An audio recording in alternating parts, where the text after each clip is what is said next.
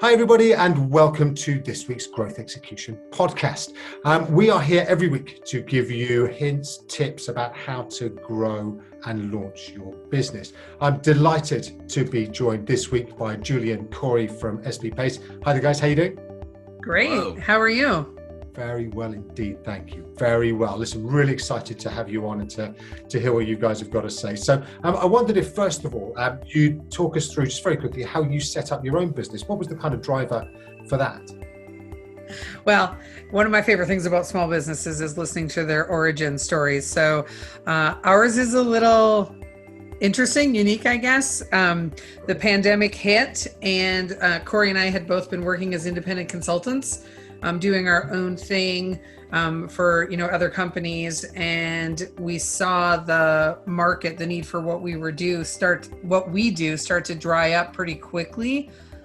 So we had some spare time, and we thought, we literally live across the street from each other, right? So let's get together and call our friends and family that are small business owners. We both come from small business backgrounds and have a really big passion for small businesses. And so we started calling on friends and family to see how they were positioned to get through the pandemic. Did they have enough money? What was their strategy? Did they need help coming up with a pivot? Was there anything that we could do to help them? And those calls led to more calls, which led to two things. One, we realized, hey, there's a need for what we're doing here, and we could write a book. So we decided to start SB Pace, and then we decided to write a book, and we did them both at the exact same time. Wow, congratulations. That's an epic achievement on both counts. And obviously, as you say, kind of last year was a crazy year. 2020, there's the pandemic hit, and all sorts of things went south for many people. How have you found the kind of market out there? Are there small business growth leaders? Are they struggling? Are they kind of, have they found it, as many others have found it in your world, to be almost kind of existential? Well, it's funny because we knew, we've known all along as consultants that there was the small business industry, so to speak, is underserved by people like ourselves. It's not something, it's a hard industry to get into just because it's all over the place. You can't just pick, a Fortune 500 company and just go from there. It's we're targeting mom and pops. We're targeting the person on the corner. And so for us, we were pivoting just as much as we were suggesting people pivot. So it took us a while to really find our niche in terms of who we really wanted to serve, who we wanted to help, or who would want our help more so, because a lot of existing businesses were doing just fine, as fine as they could, considering the circumstances. And so what we realized was that the market for small businesses, for people who are either looking to start a business, just started and they're not really sure where to go, or there's people who are kind of stagnant, in for a couple of years and they need to grow. And that's kind of where we ended up, was with that type of business. So if you look at what our business model or target customer was back in June versus what it is now, we're completely different. Right. Wow. And is that as a result of those businesses kind of seeing different headwinds and you having to change your approach? Kind of. It's a little bit of one, realizing that our initial market that we thought we could serve, they didn't need us as much as we thought they were going to, right? People were far better positioned than we had initially expected. Though we shouldn't have been surprised by it, because that's what our research and our phone calls told us, was that people were doing okay in some pretty key areas. Most people had more money set aside than they thought, than they realized, or better said, they knew how much money they had, but they didn't realize how well positioned they were with that money, right? Mm-hmm. So, and the services that we were offering quickly became obsolete. Like, if we were going to help people do pivots, there was really, after the first 90 days, there was no reason for us to help people do pivots because they had figured it out.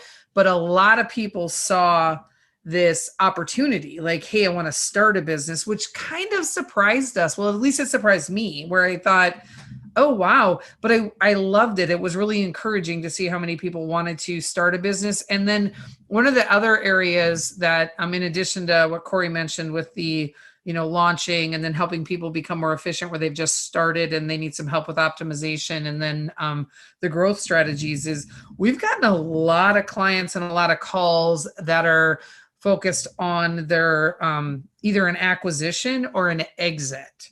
So, and we have background in that area. So that's been really nice. And that was surprising. Yeah. And you said about the background. So talk a little bit about where you guys have come from. So, obviously the consultancy side, you've got the experience of working with a number of businesses.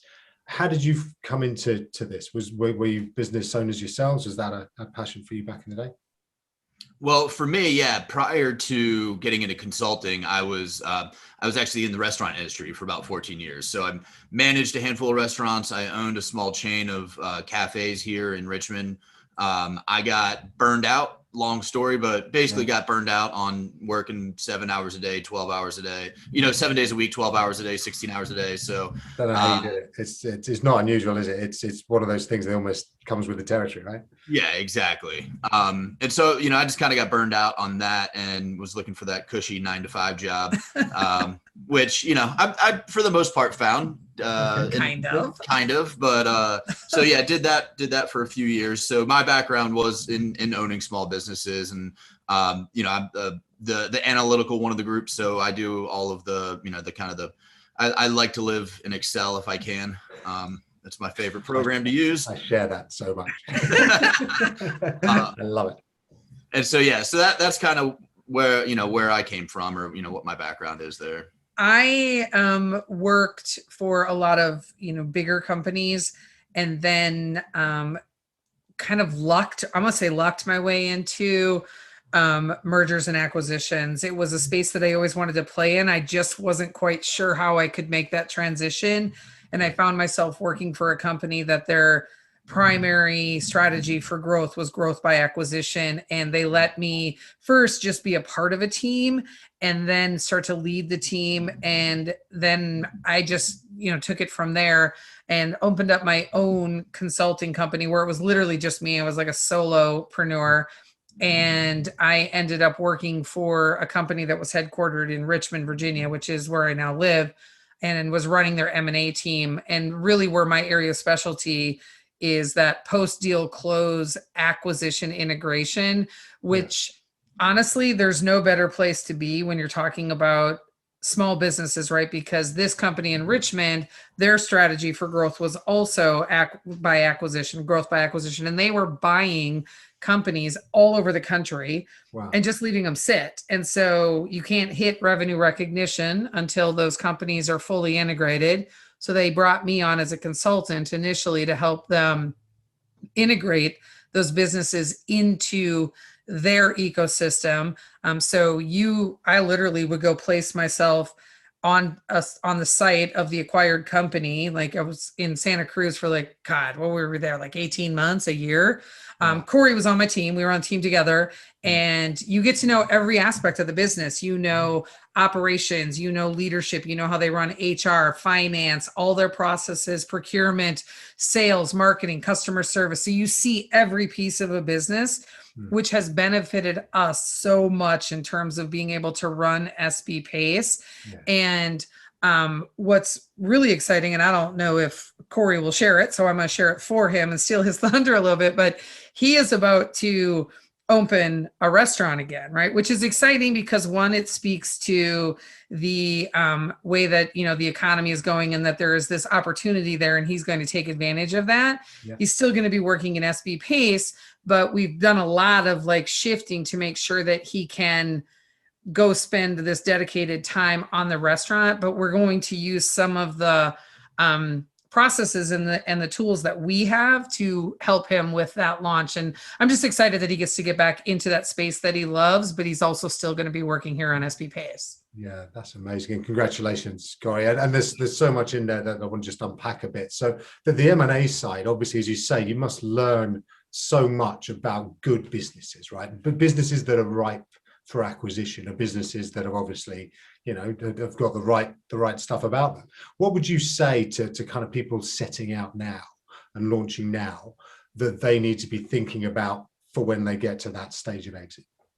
Well, I say begin with the end in mind, right? So when we help people launch businesses, we talk about exit strategies. We say, what are the triggers? What are the things that would cause you to exit, and mapping that out, and then looking at that, reviewing that at least annually. Yeah. Yeah. And the one thing that we always talk about, and it's something that a lot of people, the little things that they skip over, but it's all those little things that build the foundation of the business. So a lot of business owners or soon to be business owners, that they don't think that they need to do, they don't need a business plan. They don't need to talk about their company culture. It's just them, et cetera, et cetera. But it's a lot of those little things that setting themselves up correct from the start is going to save them so much work down the line. And it's, you put in an hour now and save yourself 10, 2 years from now. So couldn't agree more. And I think one of the visual evidence of that is in brand, right? So if you can get a consistent, coherent brand that people that you don't have to rethink every single time you're putting out a new ad, or you've got to send out any kind of speaking copy, whatever it is. As long as if you've done the work at the outset and you have a comprehension of what your brand looks like and how it stands, then that's so much quicker than having to reinvent it every single time, right? And you're going to make mistakes along the way, and you're going to change direction. I mean, I'm right before we started this podcast, I was in the process of migrating all of our show notes over from our podcast website to our current website, because we realized that we don't need our podcast website. So yeah, it's you get to do some rework. Yeah, for sure. Yeah, exactly. And look, as you say, kind of the mistakes or the learnings, let's call them that, along the way that you get are really important, and those are the things that you make sure you're not going to do next up. And your new restaurant, and congratulations on that, Corey.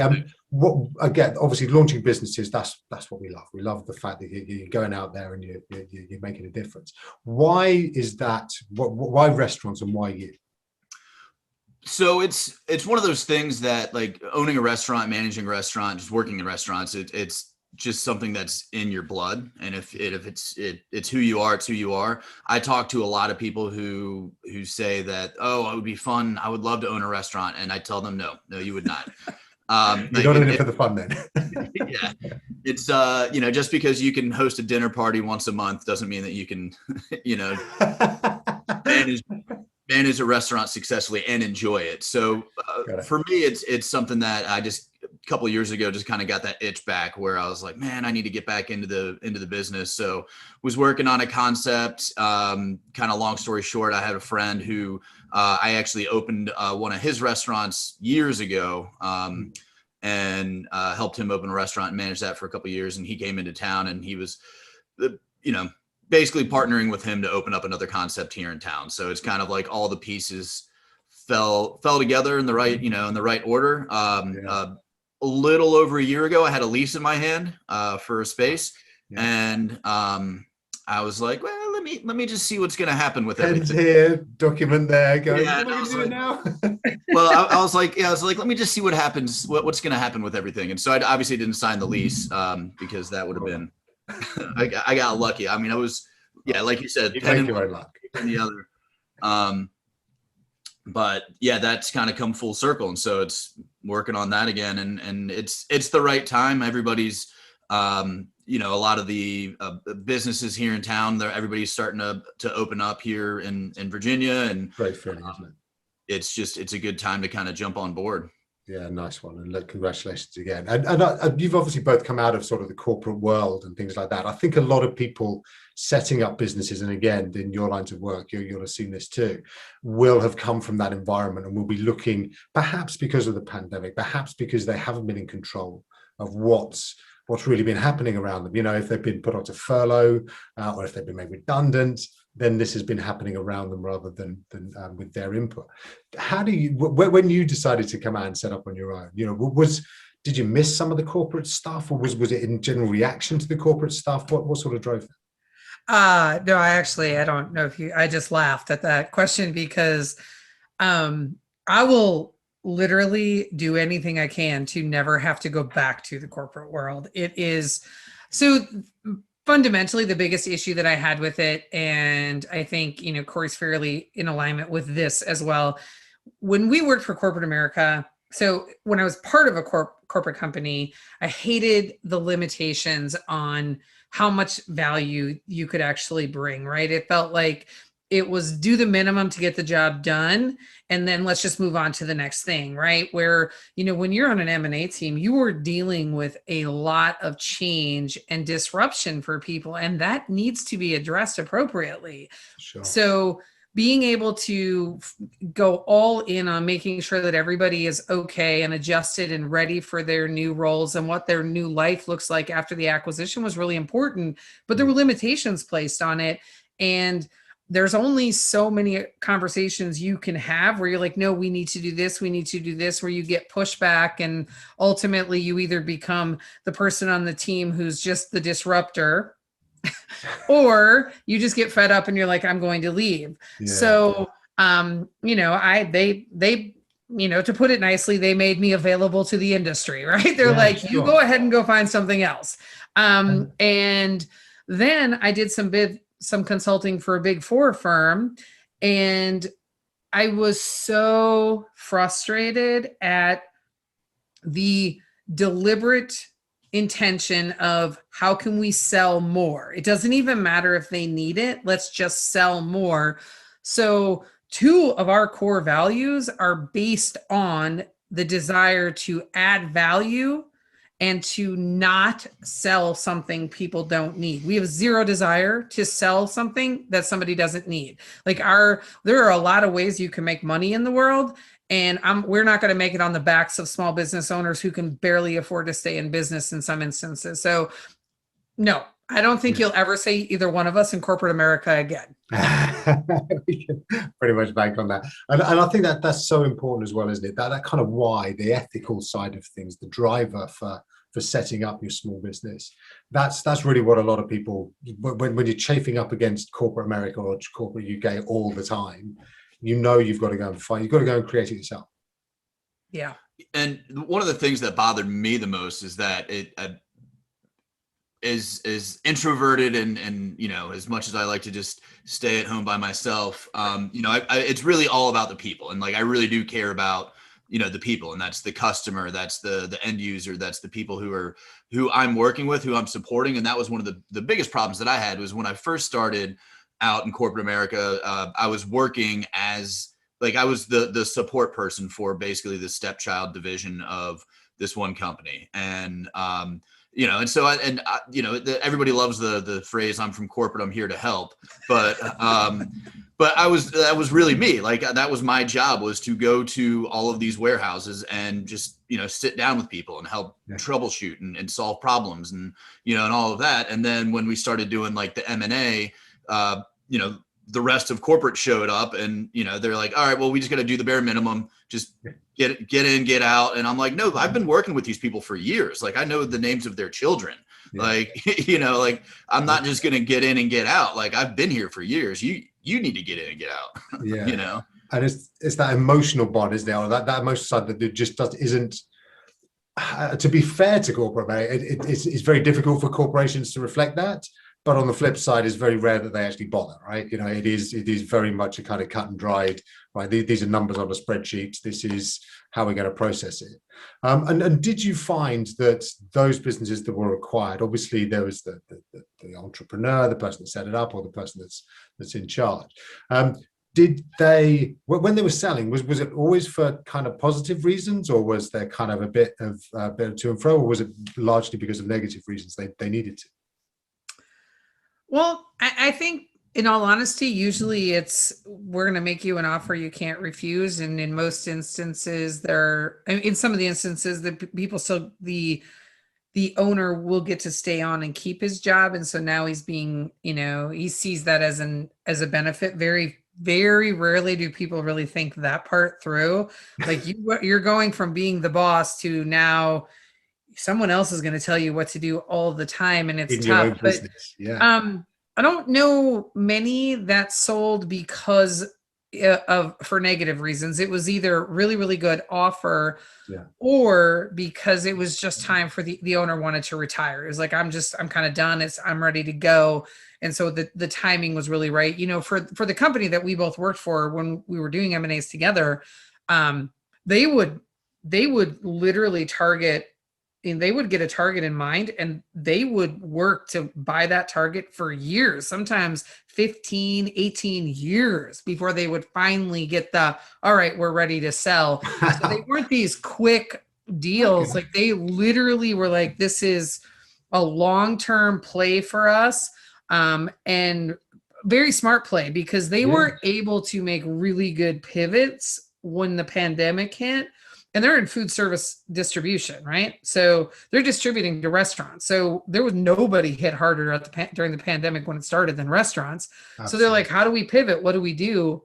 But because of some of the acquisitions they made, they were able to pivot pretty quickly and be able to still keep most of their people employed. They had to do some layoffs, but overall they were very well positioned. So it was a smart strategy for them to have that long play in mind. Yeah, no, fair play to them. And yeah, as you say, it's kind of what you tend to see, particularly in times of trouble, is how well thought out these kind of plans are, and the fact they were willing to wait for 18 years for some of these to come through indicates they're giving it a lot of thought. I'm wanting to just get a little bit inside kind of the business, the SB Pace stuff. Do you find your clients, as a relatively young business yourselves, do you find that they are positive right now, kind of enthusiastic looking out to the future, or are they still a bit wary about what the future holds? I'd say that everybody's very enthusiastic. Yeah. It's even 6 months ago, when we still really weren't sure what was going to happen or what was going on, everybody was still pretty optimistic about being able to not only grow their business or start a new business, but be successful at doing it. And it's one of those things where you get punched in the face and you learn a lesson, and you come back and you fix what you were doing wrong. Yeah, exactly. You learn how to roll with the punches and go from there. And I think that's what a lot of people were doing was, okay, we survived it. We're still alive. Let's make it better. Yeah, and it's that kind of resilience, right? That kind of almost marks out the entrepreneurs that are going to make it. Is that these are things that you fall over and then you get up again and you crack on, and watch you step a little bit better next time out. What would you say if you were talking to somebody who's looking at launching right now or very recently launched? What do you think is the kind of one thing that they need to be really mindful of as they kind of go through perhaps the next sort of 3-6 months or so? What is your kind of key piece of advice, you think, to somebody just starting out? There's so many different areas we could touch on that one. So because if we've helped them launch, we've put a lot of emphasis and focus on that foundation. I would say continuing to use their core values and that business plan that they've written as their anchors for how they're moving forward, right? So to continuously look back and say, does this match my core values? Is this part of the plan? And just doing that check-in with themselves consistently and really getting a good handle on growing the brand, that awareness for people, because that is such a key part of being able to be successful, is having the awareness of the brand. And that ties directly back to the foundation that you've built. Yeah. And just building on that, just being true to your brand and not being something don't try to be something that you aren't. So, if whatever you're trying to display to the public through social media, through advertising or whatever, that better be what the customer experience is, what your employees experience, through and through. It's from all the way from your employees, your customers, to your vendors, to yourself. Like you just need to be true to what that brand is. Yeah, I couldn't agree more. I think that consistency and the sort of coherence of your brand, and like you say, wherever you show up, or wherever you appear to people, there's got to be that resonance of that kind of core why, about why you're doing the business and why you're here. We also really emphasize with new business owners that honestly, we've said it so much that it's a joke now, where it's like owning a small business is hard, right? It is hard. It's hard work, but people should temper their expectations for those first, 6 to 9 months of what's going to happen revenue wise, unless they've got some really big clients that are already pre-lined up or big customers and they know, they've been here and done this before. It generally doesn't go the way you think it's going to go those first, 6 to 9 months. And it can get really discouraging. So you have to be pretty resilient in knowing like, okay, well, didn't make that sale or the numbers aren't where we thought they were going to be. So, but you got to keep pushing forward. Yeah, I think that's such great advice, because it is so easy to kind of get a little bit dispirited, a little bit kind of like, well, what am I doing wrong? And gets that temptation to pivot or to change things or to go against what your core values are, right? To actually take that cheap revenue opportunity that's a little bit edgy but doesn't fit with your core brand, and you'd say that's totally the wrong way to go, right? Yeah, absolutely. Couldn't agree more. So listen, it's been so great to talk to you. Thank you so much for your time. A couple of quick questions before I go, if I may. Who would you say is your inspiration, if anyone? Ooh. I have no idea. Elon Musk is yours. Oh, well, yeah. Elon Musk, or maybe Adam Carolla for him. Yeah. What's he called now? Is he called the Eco King? He's called the something King. He called himself the Techno King. Techno King. Thank you. Yes, that's right. Yeah. I kind of go a little bit more on the edgy side, where I would say for me, Andy Frisella, I really love. I don't know if you're familiar with him or not. He's very direct, very great entrepreneur, and he has done this thing that Corey and I are really fond of when you see entrepreneurs who can do it, and it's basically, we call it building their own pirate ship. Mm-hmm. So they've built their own thing. You can't take them down. Therefore, in times when so many people are just wishy-washy on their opinions or where they stand on things, or they're super quiet, we like the people that tend to be a little bit more vocal and take a stand on things, because you can't take them down, because they've built their brand and they've worked really hard to get there. Yeah, fantastic. And that also kind of comes in with the sort of finding your niche, doesn't it? Kind of like, you've got to know where your market is, what you're doing, and not get distracted by trying to do what everybody else is doing. And you got to be uncomfortable with people not liking you. Like, you got to be okay with that, right? Like, you can't, I always say, I'm not for everyone. If you don't like me, that's okay. That's okay. Absolutely. And I think, when you go into entrepreneurship, and particularly when you get, the odd 1-star review, and, or somebody doesn't really like what you're doing, that's validation of the fact that, you can't please all the people, right? Right. I have a whole new appreciation for 1-star reviews. Yeah. If you get a 1-star review, at least somebody took the time to review you, because sometimes you can't get anyone to give you a review. People don't care enough. Absolutely. If people care that much, then bravo. You are on the right lines. Couldn't agree more. That's brilliant. And what about when you were starting? What advice would you give to your kind of 20-year-old self starting out now? What would you say at that kind of early point of your career that you kind of want yourself to know? I mean, back to the 1-star review, don't take it personally. Mm-hmm. You know what you're good at, and for me, like, I know when I deliver something well, and I know when I maybe cut some corners, and it's like, don't beat yourself up. Don't take it personally. Yep. And I would say success is not a straight line. There is a lot of failures in there, and you just got to get comfortable with it. If you don't try, you're never going to do anything.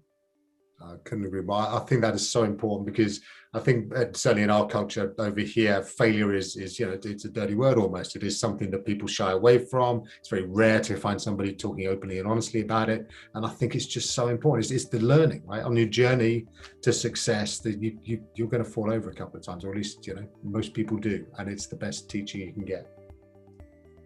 I agree. Yes. I agree. I'm just making a note to myself that's called the failure episode. And I think Corey and I should do a podcast episode on all the failures we've had just in this past year. Fantastic. Listen, I look forward to listening to that as well.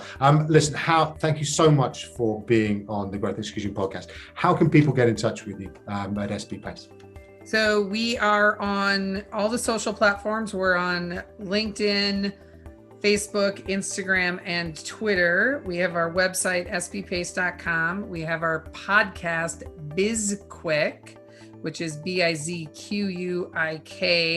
And I do want to just take a hot second to talk about, we launched a course that is all about building a solid foundation for your business. So in addition to the book that we wrote on disaster planning, we have a course called Foundation 52 that is a 52-week self-paced coaching course that's all about building a really strong business, and it's just loaded with content, and we priced it super affordable for small business owners. Fantastic. And thanks for that. And is that accessible from the SB Pace website, or is there a separate URL? Nope, website, yeah. Go to the website, sbpace.com. Yeah, all the information's there on that website. Perfect. Brilliant. Well, look, encourage people to go and have a look at that. Thanks once more for your time today. Really great to catch up. That was the Growth Execution podcast for this week. Really great for you. Grateful for your time. Thanks very much indeed for joining us, and look forward to catching up again next week.